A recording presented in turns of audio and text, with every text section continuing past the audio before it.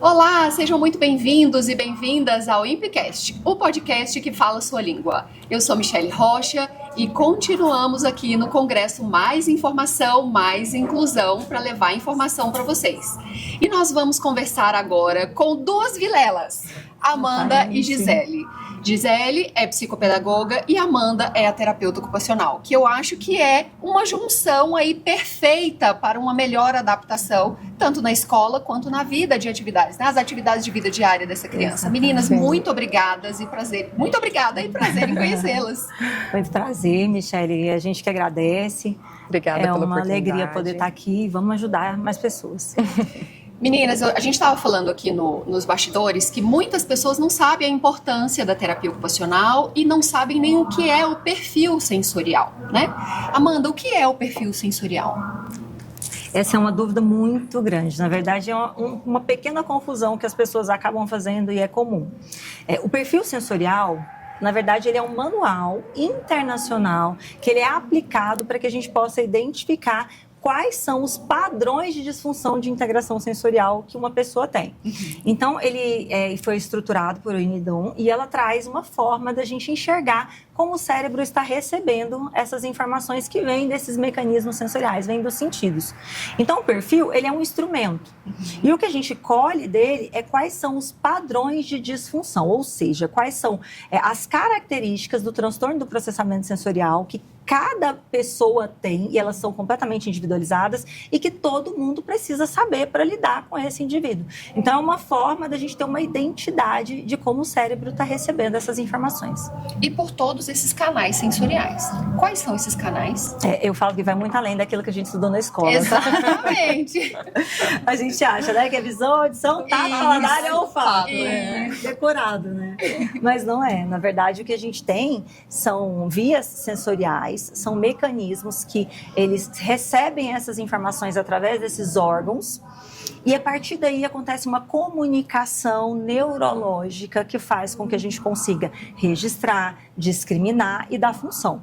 Então a gente tem todos esses que a gente falou, né? O tato, o sistema auditivo, visual, o paladar, que é formado pela gustação, que vem o paladar e o olfato juntos. Mas a gente tem também o sistema proprioceptivo, que a gente recebe através da contração das nossas articulações, por isso a questão da bola que eu comentei com você. Legal. Todas as vezes que eu organizo o meu corpo, eu consigo receber essas informações. A gente chama de mecanorreceptores, que pegam essas informações que estão nos tendões, nos músculos, nos nervos e levam ela diretamente para o processamento sensorial e ali a gente consegue ter uma consciência melhor do nosso corpo no espaço. E também o sistema vestibular, a gente recebe através dos nossos vestíbulos que ficam dentro dos nossos ouvidos internos, onde a gente consegue ter uma noção de aceleração, de velocidade, uma capacidade de romper com a gravidade muito importante. Então a gente recebe através do nosso movimento de cabeça. Tem também o sistema interoceptivo, que é a percepção desse corpo interno. Se eu quero ir no banheiro, se eu tô com fome, se eu tô com sede, se eu tô com dor, se eu tô com calor, se eu tô com febre, se a minha respiração tá ofegante. Tudo isso a gente recebe através do sistema interoceptivo. O sistema tátil, ele tem duas novas discriminações importantes, que é a nocicepção, onde a gente recebe a percepção de dor, e a gente tem uma alteração muito grande também, e a termocepção, que é onde a gente recebe a percepção de temperatura. Olha só. É bem mais complexo do que o que a gente estuda. Exatamente, exatamente. E uma coisa que você falou que chamou a atenção, muitos dos TEAs têm baixa resistência à dor, né? E isso é uma disfunção sensorial.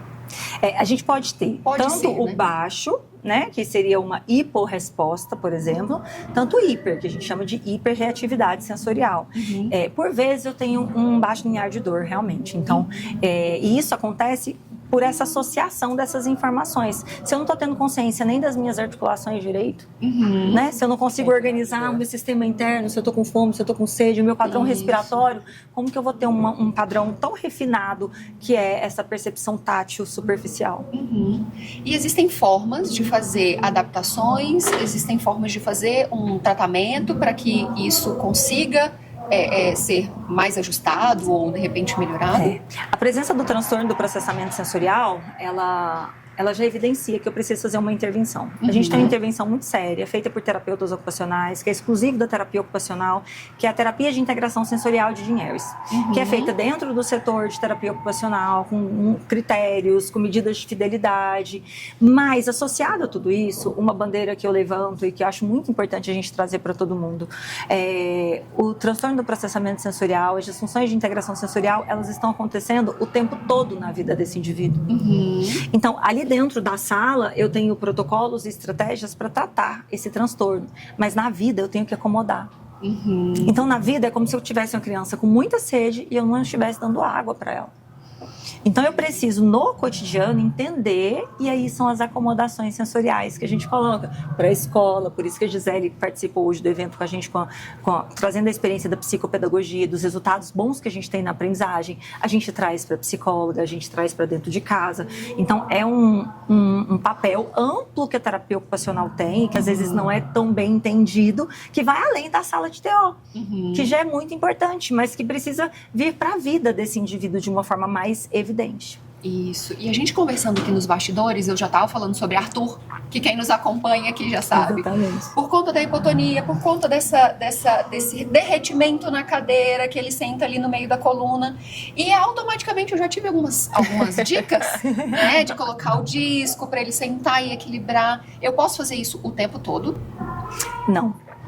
O estímulo sensorial, 4 horas sentado aí, ele precisa ser conduzido. Por quê? Porque o cérebro, ele está respondendo ao ambiente que a gente está proporcionando. Então, se eu deixo isso a livre demanda, eu vou gerar uma falsa recepção dessa informação. E ela acaba ficando artificial demais. Então, todos os recursos e adaptações, acomodações de integração sensorial devem ser feitos dentro de um protocolo, dentro de uma organização. Por exemplo, a maior dificuldade dele, você vai ver que vai estar associado àquilo que exige mais organização sensorial. E não necessariamente o que é mais difícil. A gente acha que é o que é mais difícil cognitivamente, mas não, às vezes um texto muito grande, ele pode ser bom de leitura, mas tem um custo dele ficar olhando, ficar com a cabeça para baixo, de organizar essa coordenação visomotora, às vezes é nessa hora que você percebe o derretimento. Então eu vou associar. Por isso que é muito importante a gente conhecer as nossas crianças aos momentos que você percebe que a escola te traz que são mais importantes, entendeu? É na disciplina de literatura, é na de matemática, é no momento que a sala está mais agitada, que está todo mundo mais eufórico. Então a gente ajusta... Próxima hora de ir embora. Exatamente, a gente ajusta a essas necessidades, porque uma resposta sensorial, ela acontece pelo ambiente. Se eu aumentar o ar-condicionado, você vai começar a sentir frio. Então, ela se adapta ao ambiente. E quando a gente conhece, eu não espero a criança ter essa resposta. Eu vou agir de forma antecipada. Porque aí a gente até antecede crises. E eu previno o pico da desregulação sensorial. E isso que prejudica quando a gente pensa em tratamento. E manter o engajamento da criança. Porque se ela não se sente pertencente daquela situação, ou então se aquilo está desgastante sensorialmente, ela não vai conseguir se manter concentrada. É isso. E afeta diretamente no rendimento dela. Como é que essa acomodação pode ajudar na aprendizagem? A gente ajusta tudo. Até a fonte, a cor que está sendo utilizada nos materiais adaptados. Hoje a gente faz um trabalho bem minucioso com adaptação curricular. E é a adaptação curricular mesmo, de pegar o livro, pegar a imagem do livro, colocar para a criança. E ao invés de colocar um texto enorme, eu colocar um texto menor, um tempo de resposta. Se a minha criança não escreve, não adianta eu colocar um texto enorme. Eu vou para figuras. Eu vou para imagens que ela consiga compreender, porque ela precisa ter essa compreensão. Então, quando a gente tem adaptação curricular correta, tem a terapia ocupacional, toda a equipe, essa equipe multidisciplinar junto, a gente consegue resultados maravilhosos. E essa acomodação, ela faz diferença, porque antes mesmo da criança aprender, ela precisa estar preparada para receber. Criança alguma aprende estando em crise, estando desconfortável. O aprender, ele tem que, no mínimo, estar regulado. Porque senão ele não vai aprender. Existe uma atenção que a gente chama de atenção sensorial. O que é isso? Se a gente está conversando e você está com vontade de fazer xixi, você pode até prestar atenção no que a gente está falando aqui, né? Você está se concentrando, mas daqui a pouco você vai falar, gente, me espera aí. Você pode estar na frente do Papa, que você vai virar e falar, dá licença que eu vou ao banheiro. Então, é isso que eles sentem. Então, é como se estivesse algo que, naquele momento, pode ser uma luz que está refletindo lá no quadro. Pode ser o barulho do colega que está pintando ali do lado. Pode ser o cheiro da tinta. O cheiro da tinta. Pode ser... Esses estímulos, eles determinam a atenção do cérebro. Então, se você não regula isso, você está com o freio de mão puxado. É a principal barreira de aprendizagem que a gente tem. Olha só. A principal. Vocês estão falando e eu estou imaginando aqui o que fazer, como fazer. A cabeça já está borbulhando aqui. E assim, na escola, precisa ter esse olhar. Porque senão essa criança vai ficar ali agitada e aí vai achar que tudo é comportamento. Exatamente. Ele está agitado, ele não senta, ele não faz, ele não tem atenção. Mas ele tá tendo essa incomodação mesmo, né? Do corpinho dele. Como é que a gente pode ajudar? Dicas para a escola? A primeira coisa é perguntar para a escola, e a gente chega na escola com uma abordagem muito diferente, principalmente quando a gente chega em equipe. Sim. Porque você já chega assim, olha, eu não tô aqui para te trazer demandas. A primeira coisa que as pessoas pensam, já vem o psicopedagogo falando o que eu tenho que fazer. Já vem a TO me mandando fazer coisa que não tem nada a ver. Já vem o psicólogo que eu não consigo. Inventando que eu posso ou que eu não posso falar. Sim. Né? Ninguém conhece a minha realidade de verdade. Na hora que sai todo mundo, fica eu aqui com essas crianças todas desreguladas e eu tenho que dar conta de tudo. Na verdade, eles estão por aqui já. Isso. Né? Essa é a verdade. É uma realidade. É injusto o que está sendo feito também. Né? E a gente tem que se organizar para entregar algo melhor. Então, como que eu abordo essa escola? O que vocês estão precisando? O que realmente é prejuízo para essa criança? Seguir a rotina, conseguir aprender as demandas pedagógicas necessárias, conseguir estar em sala, conseguir ficar sentado, conseguir não atrapalhar todo mundo. Porque o direito de um não pode superar o direito do outro. A gente tem equidade. Isso. Mas eu preciso ter essa consciência. Então, quando eu colho todos esses dados, eu já fiz uma avaliação antes, eu já sei o perfil sensorial, eu já sei os padrões de disfunção, eu já sei... Para a escolha de registro a gente também para a escola. Tudo. E a escola, ela começa, quando você traz os protocolos certos, as ferramentas corretas, ela começa a perceber, peraí, eu tô anotando aqui, todo dia na hora do recreio ele tá ficando agitado. Não, na aula de matemática ele não tá conseguindo se organizar. E aí você começa a colher esses dados para montar, sim, um plano de intervenção para essa criança. Não um plano sozinho. Essa criança, ela precisa de uma rotina, ela precisa de previsibilidade, ela precisa de um tempo de pausa. Eu já tenho criança que não pode ter tempo de pausa. É atividade, atividade, atividade, porque se ela ficar sem atividade, ela se desorganiza todinha. E aí ela não consegue se organizar. Então você precisa... É muito individualizado. E são muitos recursos, né? Não e tem quando como. a gente chega, essa escola se sente abraçada. Sim. Ela percebe, nossa, é mesmo, ele faz isso o tempo todo. A Amanda tá gritando o tempo todo, tá jogando as coisas, tá colocando tudo na boca e não consegue ficar sentada, e tá dando tapa no colega. Então você acolhe tudo isso e você traz conteúdo. Isso acontece por isso, isso por isso, isso por isso. Eles sentem lógica naquilo que você tá trazendo. Não tô trazendo demanda. Eu estou trazendo justificativas, eu estou trazendo solução. É uma mão que se estende.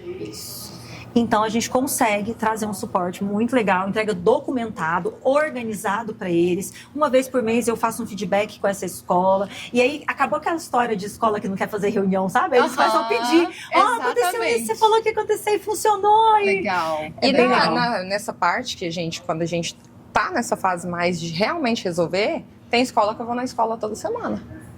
Toda semana. Supervisão com a AT toda semana. Por quê? Eu preciso... O período de 15 dias é uma janela muito grande.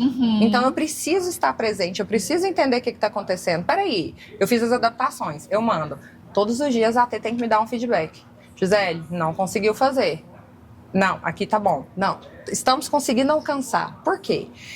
É um ponto muito importante. A criança, a adaptação curricular, ela é muito importante. Se a criança está numa sala de aula, onde todo mundo está vendo um conteúdo que ela não entende nada, chega uma atividade que a professora pegou na internet, pega uma pastinha, faz essa atividade com ele. Isso. Não dá, gente. Precisa ter um planejamento. A criança precisa se sentir pertencente. Peraí, isso aqui tá no repertório dela? Peraí, eu quero que ela faça uma atividade de escrever, passar por cima. Eu peguei um caso que... Enfim, a escola tinha passado umas 30 páginas só para passar por cima de pontilhado. Passar por cima. Porque, gente, ele não tá reconhecendo o som dessa letra, qual é o sentido de ele fazer essa atividade? Nenhuma. Então ele não vai se sentir pertencente. Começa por aí o olhar. Se a atividade não está adaptada, a criança não está preparada para receber. Se acomoda, mesmo com a adaptação não vai acontecer. O que adianta ela estar regulada e aí ela pegar aquela atividade e se olhar, imagina você olhar para uma atividade que você não consegue fazer nada, eu te dar vários cálculos para você fazer e olhar para você, faz de novo. Não, mas hoje ele não está fazendo. Não adianta.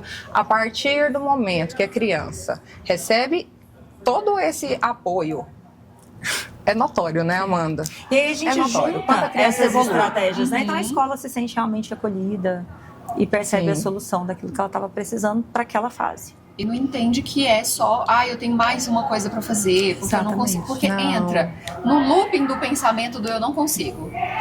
Mas eu tenho muitas crianças, mas não consigo adaptar. E aí, algumas vezes, aí tem, no meu caso, eu falei, não, eu vou resolver esse negócio. Você começou a fazer Aí adaptação. eu comecei a fazer adaptação, eu comecei a fazer atividade, eu comecei a pegar atividades do livro e adaptar. Sim. E plastificar e fazer com que ele faça. Então, aí eu fiz uma reunião, eu falei, olha, é importante.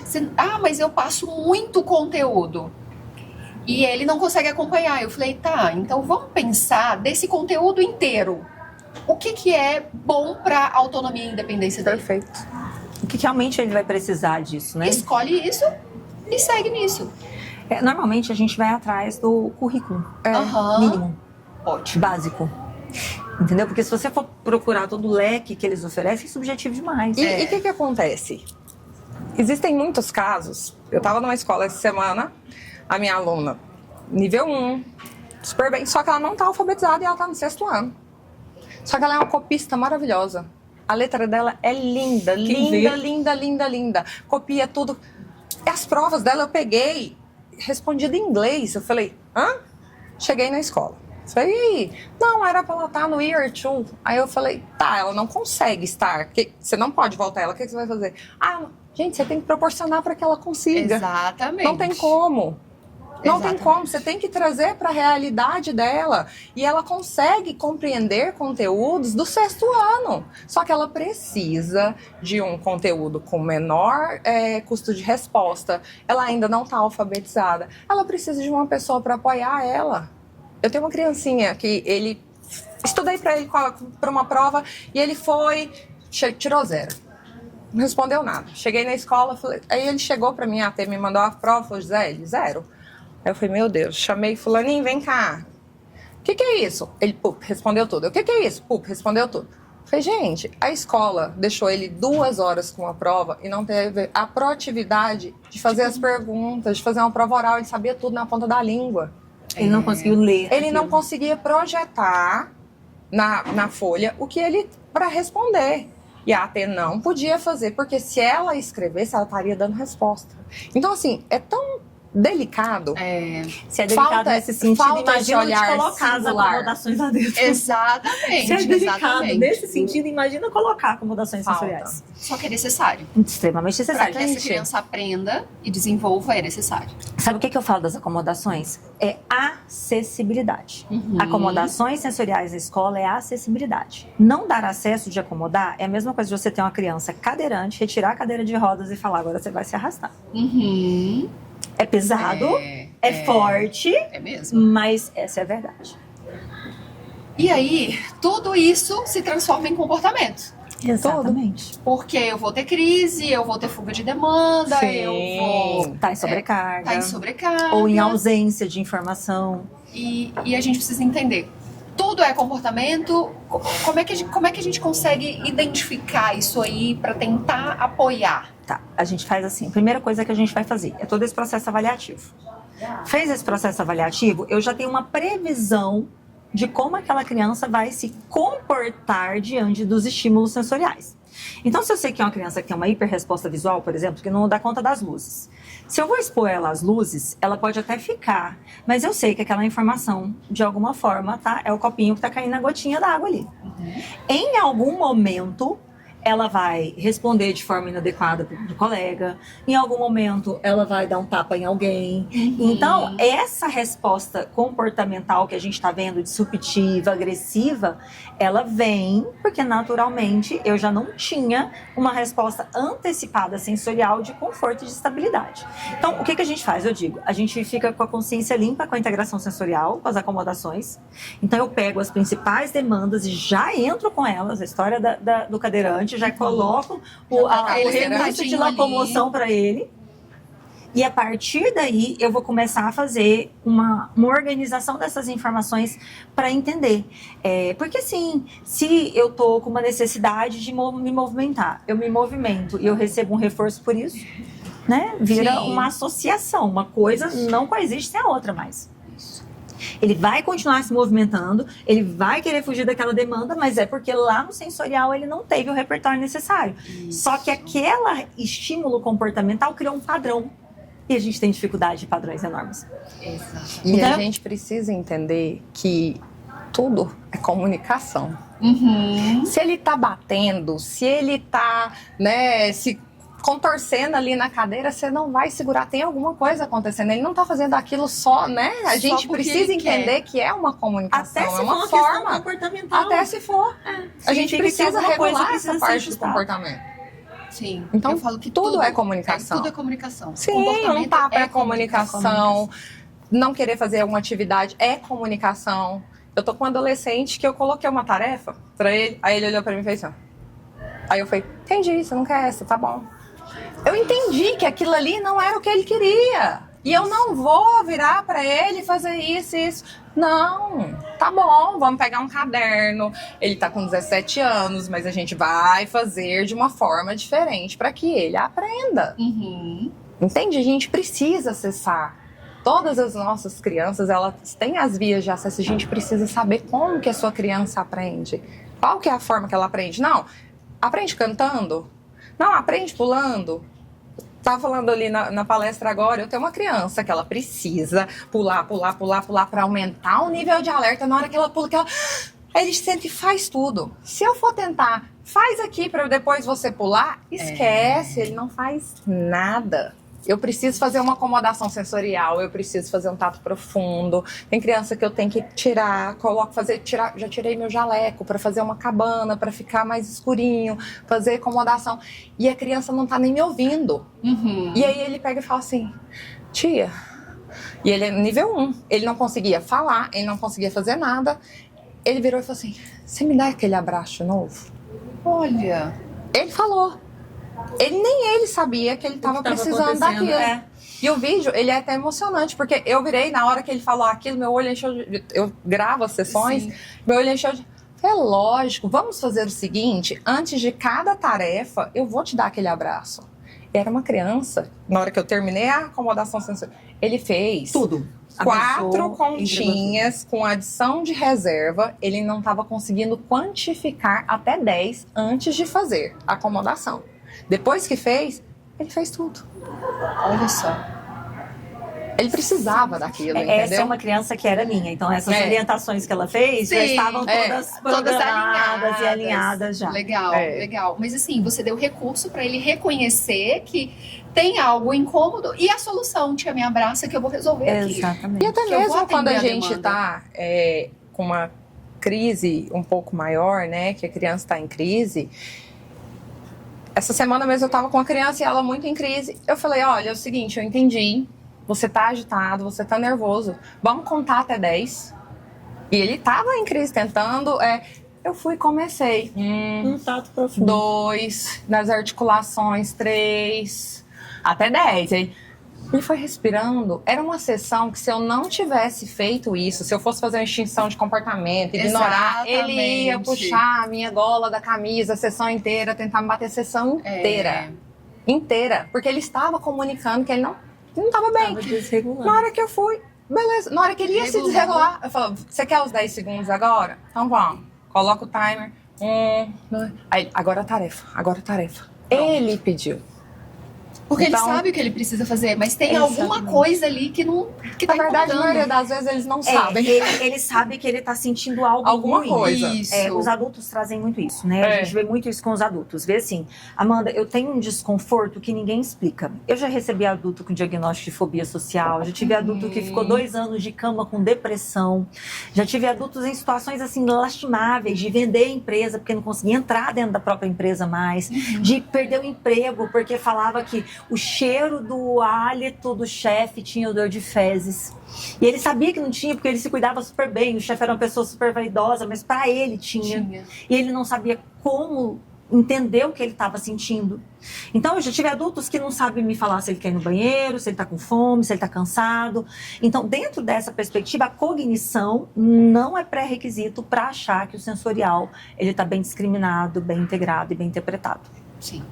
A gente precisa fazer isso com eles, com a família, trazer isso para a educação. É uma forma muito importante de fazer com que eles evoluam. Sim. Meninas, eu queria passar mais tempo. Que delícia! Nosso tempo aqui é curto, mas assim, uma aula, eu assim, acho que tudo que foi passado aqui, a gente já começa a pensar nessas adaptações, como essa aprendizagem ocorre, nem tudo é comportamento, todo comportamento é comunicação, gera alguma coisa ali que nem a criança sabe o que é, mas ela está sentindo, então é importante que uma pessoa, um profissional capacitado, Sim. tenha essa habilidade, essa leitura para, vamos adaptar aqui para essa criança. Muito obrigada. Eu Muito que agradeço, prazer em conhecê-las e gente. recebê-las. Obrigada. Eu que agradeço. A gente tem as nossas redes sociais também, né? Isso. Hoje a gente tem uma clínica online de terapia ocupacional com profissionais treinados para orientar a família, para criar programas de acomodação, para fazer treinos de atividades de vida diária, com programas mesmo estruturados, com planos terapêuticos, comunicação com a equipe, com o médico. Então, é uma forma da gente fazer, porque nós não somos todos, não temos tantos terapeutas ocupacionais assim, né? E muitas pessoas ainda estão muito distantes de tudo isso. Isso. Então, é uma forma da gente agregar valor na vida de mais pessoas e a gente está à disposição. Amanda isso. e Gisele, falem os seus arrobas. Terapeuta Amanda Vilela. Gente, só entra lá, tem muito conteúdo. Gisele, psicopedagoga, _autismo. Meninas, Obrigada. muito obrigada. Obrigada, Michelle, foi um prazer. E para vocês que estão aí, continuem nos acompanhando nessa maratona de informação e conhecimento. Até lá. Sensacional. A gente meninas. conversa demais. Eu acho que Wow.